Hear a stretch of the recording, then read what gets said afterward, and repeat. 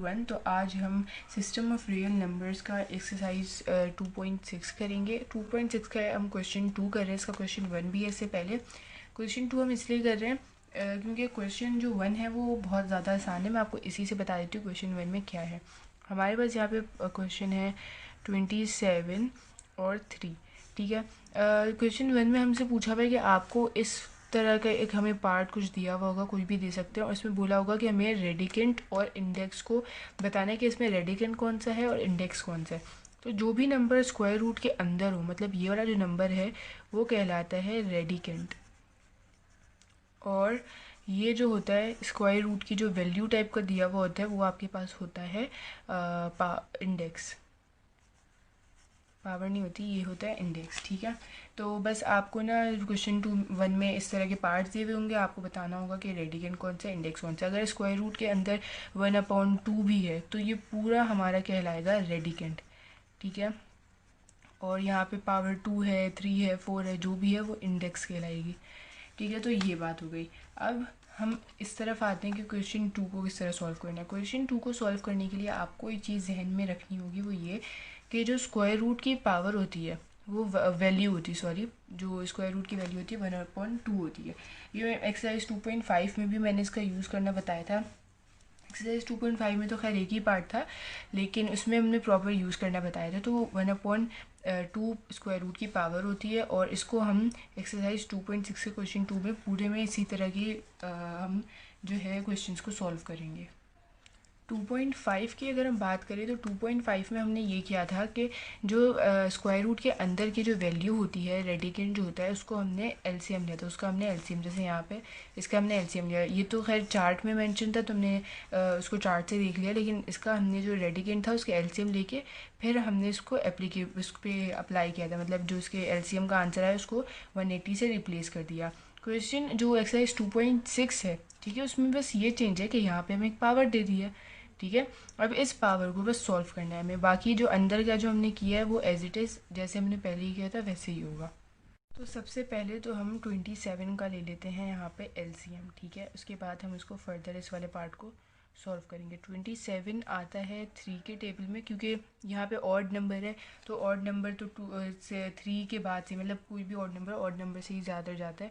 तो 3 से हम कर रहे हैं 3 9s are 27, 3 3s are 9 और 3 1s are 3। तो हमारे पास ये जो 27 के एलसीएम का आंसर आ गया। अब हम इसको जो है इसके आंसर को 27 से रिप्लेस करेंगे। वो इस तरह करेंगे कि सबसे पहले हम ये कर लेते हैं कि हम is equals to square root का, क्योंकि अब हट जाएगा, वो किस तरह से हटेगा वो मैं आपको बता देती हूँ। सबसे पहले हम ब्रैकेट में 3 जो हमारे पास इसका आंसर आए हैं वो लिख देते हैं। ठीक है। अब मैं आपको बताती हूँ कि इस 3 का क्या होगा। जैसे कि मैंने आपको बताया कि जो स्क्वायर रूट की पावर होती है वो होती है 1/2। ठीक है। यहाँ पे स्क्वायर रूट की पावर जो वैल्यू है वो हमें पहले से ही मेंशन की हुई है, 3 मेंशन की हुई है। तो इसको हम हटा के 1/3 लगा देंगे। ठीक है। यहाँ पे 1/2 थी, जो नॉर्मली जो यूजुअली होता है। अगर 2.5 में अगर हमें स्क्वायर रूट को हटाना था तो हम 1.2 लगाते, क्योंकि यहाँ पे हमें कोई पावर दी हुई नहीं थी। ठीक है। यहाँ पे हमें दी हुई है कि जो स्क्वायर रूट की जो वैल्यू है वो 3 है, तो हम यहाँ पे 1/3 लगा देंगे। अगर यहाँ पे 4 होता तो 1/4, 5 होता 1/5। तो इस तरह, उस हिसाब से इसकी पावर चेंज होगी। तो यहाँ इसको हमने रिप्लेस कर दिया 1/3 से, और यहाँ पे 27 का आंसर हमारे पास, जो एलसीएम का आंसर से हमने 27 को रिप्लेस कर दिया। अब हम इसको सॉल्व करेंगे। अब डायरेक्ट ये नहीं करेंगे कि 3 इस वाले 3 को इस वाले 3 से माइनस कर दें, ऐसा कुछ नहीं होगा। पहले हम देखेंगे कि हमारे पास यहाँ पे बेसिस सेम है, जो ब्रैकेट के अंदर की जो बेसिस है वो 3 3 हमारे पास सेम है। हम इसको एक दफ़ा लिख देंगे। 3 को हमने एक दफ़ा लिख दिया, लेकिन क्योंकि हमने यहाँ पे 3 को एक 3 में लिखा है तो हम इसकी पावर्स को ऐड कर देंगे। इसके पास 1 थी, इसके पास 1 थी, इसके पास 1 थी, 3 हो गई, और ये मल्टीप्लाई होगा बाहर वाले 1/3 से। ठीक है। अब यहाँ पे 3 से 3 कट हो जाएगा, हमारे पास क्या बच गया, 3 बच गया आंसर, और इसकी पावर बच गई 1। अगर आप 1 लिखना चाहें लिख लें, नहीं लिखना चाहें नहीं लिखें। तो अगर किसी नंबर के साथ कोई पावर नहीं होती तो उसके साथ 1 की पावर होती है। क्वेश्चन 2 हमारे पास आ गया है 4 हमारे पास दी हुई है स्क्वायर रूट की वैल्यू इस वाले की, और यहाँ पे हमारे पास रेडिकेंट में है 6 2 5। तो सबसे पहले हम ले लेते हैं 6 2 5 का एलसीएम। ठीक है। यहाँ पे मैं ले रही हूँ 6 2 5, क्योंकि ये आखिर में हमारे पास 5 है और 5 सिर्फ और सिर्फ 5 से जाता है, तो हम इसको 5 से ही करने की कोशिश करेंगे। तो 5 1 ज़ार 5, 12 चला गया, 5 2 ज़ार 10, 2 इसके पास चला गया, 5 5 ज़ार 25, 5 फिर से हो जाएगा क्योंकि आखिर में 5 आ रहा है, तो ये हो जाएगा हमारा 2 5 2 ज़ार 10, 2 इसके पास चला गया, और 5 5 ज़ार 25, 5 5 ज़ार 25 और 5 1 ज़ार 5। ठीक है, अब हम इसको जो है ना 625 को इसके आंसर से रिप्लेस कर देंगे। हमने 625 को इसके आंसर से रिप्लेस कर दिया। अब जो ये स्क्वायर रूट को हमें हटाना है, स्क्वायर रूट की वैल्यू हमारे पास होती है 1/2, लेकिन यहाँ पे हमारे पास पहली वैल्यू दी हुई है 4, तो ये हो जाएगी 1/4। ठीक है, हमारे पास यहाँ पे बेसिस सेम है, तो हम बेसिस को एक दफ़ा लिखेंगे और इनकी जो पावर्स हैं उनको हम ऐड कर देंगे, जिस तरह हमने ऊपर वाले क्वेश्चन में किया। तो ठीक है, तो हम यहाँ पे 5 को एक दफ़ा लिखेंगे। हमारे पास कितने 5 है, 1 2 3 4, इसकी पावर सबकी 1 1, तो 4 मल्टीप्लाई बाय 1/4, 4 से 4 कट हो गया और हमारे पास यहाँ पे बच गया 5। ठीक है, तो अगर आप 1 लिखें, वही बात ऊपर वाली कि किसी नंबर के साथ जब कोई पावर नहीं होती तो 1 की होती है। अब हमें नेक्स्ट क्वेश्चन में ट्विस्ट ये दिया हुआ है कि पहले तो हमें नंबर्स दिए हुए थे, तो हम इनका आसानी से एलसीएम निकाल के फिर इनको सॉल्व कर लेते थे। अब हमारे पास वेरिएबल्स दिए हुए हैं, तो वेरिएबल्स को सॉल्व करना मेरे ख्याल में उससे भी ज़्यादा ईजी है। ठीक है, तो अब सबसे पहले हम स्क्वायर रूट को रिमूव कर देते हैं। ठीक है, 8a और 8 और b8 एज इट इज़ रहेंगे, और इसकी पावर को जब हमने रिमूव किया तो 1/8 हो गया, 1/2 से 1/8 हो गया। ठीक है, अभी जो 1/8 है वो दोनों पे एप्लीकेबल है, पूरे a वेरिएबल और इस वाले a पे भी, मतलब ये दो अलग अलग पार्ट्स हैं, a और ये दो अलग पार्ट्स हैं। ठीक है, तो ये जो 1/8 है इन दोनों पे एप्लीकेबल है। तो अब हम इनको आपस में ही वो करेंगे।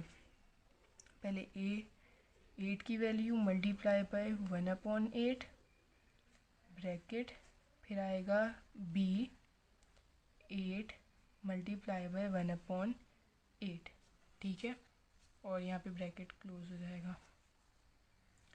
उसके बाद यहाँ पे 8 से 8 कैंसिल हो गया, 8 से 8 कैंसिल हो गया। अब हमारे पास देखिए तो हमारे पास क्या बच गया, a की वैल्यू हमारे पास 1 और b की भी वैल्यू 1 हो गई। तो वो लिखें ना लिखें तो डिपेंड करते हैं आप पे। तो मेरे पास आंसर आ गया AB, और ये हो गया हमारा आंसर। इस वाले क्वेश्चन में हमें डिवाइड का दिया हुआ है, अपॉन में दिया हुआ है, और यहाँ पे हमारे पास जो इंडेक्स है उसमें कोई वैल्यू नहीं है। ठीक है, सिर्फ स्क्वायर रूट दिया हुआ है। इसको सॉल्व करना बहुत ही आसान है। सबसे पहले हम स्क्वायर रूट को रिमूव करेंगे। यहाँ पे हमारे पास स्क्वायर रूट की कोई वैल्यू नहीं दी हुई, इसका मतलब कि हम इसको स्क्वायर रूट 1/2 की वैल्यू से डिनोट करेंगे। ठीक है, तो स्क्वायर रूट हट गया, हमारे पास बच गया 5/7, ब्रैकेट क्लोज हो गया। ये 2 मल्टीप्लाई हो जाएगा स्क्वायर रूट की वैल्यू से, तो यहाँ पे फिर 2 से मल्टीप्लाई हो जाएगा, कट जाएगा क्योंकि 2 के टाइम में 2 1 सा आता है। हमारे पास आंसर आ जाएगा 5/7। इसको हम मज़ीद सिंप्लीफाई इसलिए नहीं कर सकते क्योंकि डिनोमिनेटर में बड़ा नंबर है हमारे पास, नीचे 7 नंबर है, बड़ा है। तो जब भी हमारे पास डिनोमिनेटर में 7 नंबर होता है तो हम उसको डिवाइड नहीं कर सकते। ये बहुत ही इजी सा क्वेश्चन है। इसमें सबसे पहले हम p को हटा के देख लेते हैं। हम पहले ब्रैकेट के अंदर ही p, इसका जो स्क्वायर रूट है उसको हम हटाएंगे। ठीक है, स्क्वायर रूट की वैल्यू हमारे पास 1/p होती है, वैसे 2 होती है। यहाँ पे हमारे पास हो जाएगी 1/p।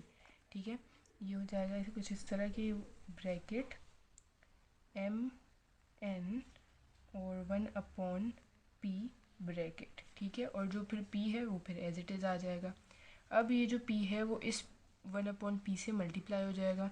हम ऊपर जाके करते हैं, इस तरह होगा कि bracket mn bracket p multiply by 1/p, यहाँ पे p से p कट हो गया। अब हमारे पास बच गया 1। ठीक है, तो हमारे पास mn पावर 1 बच गई, वैसे आंसर हमारे पास बच गया mn, और ये हो गया आंसर। नेक्स्ट क्वेश्चन है 81/125 और हमारे पास स्क्वायर रूट की पावर है 3। तो सबसे पहले हम ये वाली एक्सरसाइज काफ़ी हद तक 2.5 से रिलेटेड है, तो पहले आप वो भी देख सकते हैं। अगर आपको ये समझना हो, क्लैरिटी हो जाएगी फिर आपको। सबसे पहले अपॉन में जब भी हमारे पास होते हैं तो हम ऊपर वाले स्क्वायर रूट में की बात कर रही हूँ, तो हम डिवाइड में होते हैं तो हम पहले एलसीएम लेते हैं। तो यहाँ पे 81 का एलसीएम लेंगे सबसे पहले। ठीक है, तो 81 हम कर लेते हैं 3 के टेबल से, क्योंकि 2 के टेबल में आता नहीं है, 3 के टेबल से ट्राई कर लेते हैं। 3 के टेबल में 8 आता नहीं है। 3 के टेबल में हमारे पास 3 2 6, 3 3 9 आता है। 6 आता है छोटा नंबर, 2 ज़ार 2 बज गया। 21 आता है 7 ज़ार, ठीक है। अब 3 के टेबल में 27 तो आता है 9 ज़ार। 3 के टेबल में 3 भी आता है 3 ज़ार। 3 अपने टेबल में आता है 1 ज़ार। ये 81 का एलसीएम हो गया। अब हम लेते हैं किसका, 125 का। 125 5 के टेबल में आता है पहले 2 ज़ार, फिर 2 ऊपर चला जाएगा 5 ज़ार। 2 5 ज़ार 25, 5 5 ज़ार 25, 5 1 ज़ार 5। अब हमने दोनों का ले लिया। अब हम इसको इनके एलसीएम के आंसर से रिप्लेस करेंगे।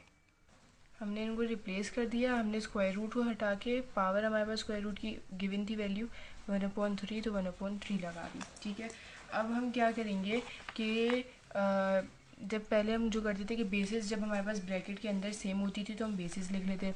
अब यहाँ पे 3 तो हो जाएंगे, 5 3 और फिर मल्टीप्लाई भी हो जाएगा। यहाँ पे हमारे पास 4 3 हैं, तो हम ऐसा करते हैं कि 3 3 की बेसिस बना देते हैं और एक 3 को अकेला रख देते हैं, ठीक है। वो किस तरह होगा कि हमने यहाँ पे अपॉन लगाया, 3 हमारे पास हो गया 3 टाइम्स मल्टीप्लाई बाय सिंगल 3, ठीक है। और यहाँ पे हमारे पास जो 5 था वो भी हो गया, उसकी भी वैल्यू हो गई 3 और 1/3।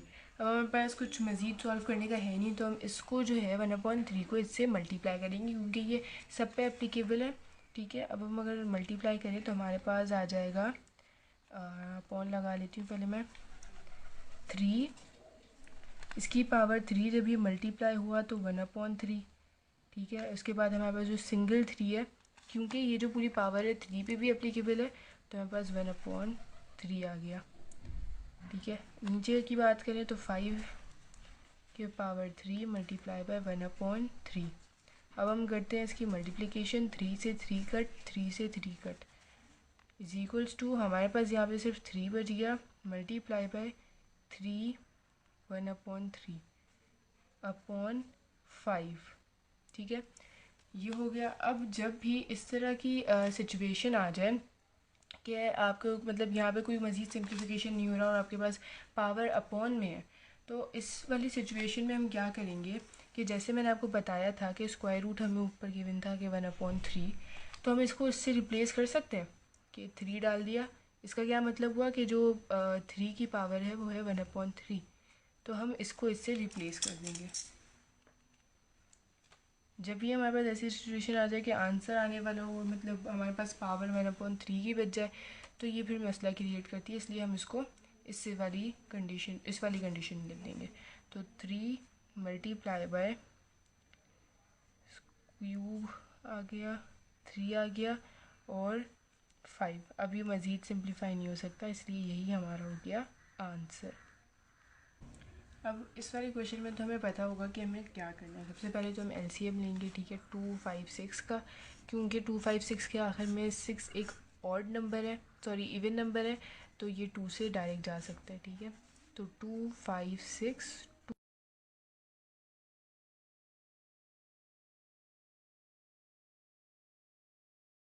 2 1 ज़ा 2, तो काफ़ी लंबी हमारे पास एलसीएम इसका आ गया। तो अब हम इसको 2 5 6 को इन सारे इसके एलसीएम के आंसर से रिप्लेस करेंगे। तो अभी मैंने इसकी कोई साइन वगैरह कुछ चेंज नहीं की, बस मैंने ऐसे लिखा है। अब हमारे पास 2 जो है वो 8 टाइम्स हैं, तो हम इसको बेस सेम करके इसको 8 लिख देंगे और यहाँ पे जो इसकी वैल्यू है वो भी हट जाएगी। तो 8 हमारे पास 2 अगर हमारे पास आ गया 8, ठीक है, और A4 B4 तो एज इट इज़ हो गया, और यहाँ पे हमने स्क्वायर रूट को हटा के 1/4 पावर लगा दी। अब हमारे पास हम क्या करेंगे, ये इस वाले 1/4 को इस पूरे ब्रैकेट से मल्टीप्लाई करेंगे, ठीक है। मल्टीप्लाई कुछ इस तरह होगा कि सबसे पहले हम 2 को देख लेते हैं, 2 8 1/4, ये बीच में मल्टीप्लाई का भी साइन है, ठीक है। अब हम देख लेते हैं ए का, ए के पास पहली ही पावर 4 थी, मल्टीप्लाई बाय 1/4। बी का देख लेते हैं, बी के पास भी पहली पावर 4 थी, मल्टीप्लाई बाय 1/4। 4 से 4 कट, 4 से 4 कट, 1 ज़ार 2 ज़ार, ठीक है, और 2 1 ज़ार 2, तो यहाँ पे 2 के ऊपर पावर आ गई 2 की, जबकि जो ए है वो तो उसके पास पावर बच गई 1 की और बी के पास भी पावर बच गई 1 की। अब जब भी किसी नंबर के ऊपर जब साइन होता है तो हम उसको क्या करते हैं कि उसको 2 दफ़ा सिंप्लीफाई करते हैं। ये भी पिछली एक्सरसाइजेज में मैंने इस चीज़ को क्लियर कर दिया था, ठीक है। तो 2 दफ़ा हम 2 को एक्सपेंड करके लिखेंगे, 2 2 ज़ार 4, 4ab हमारा आ गया आंसर।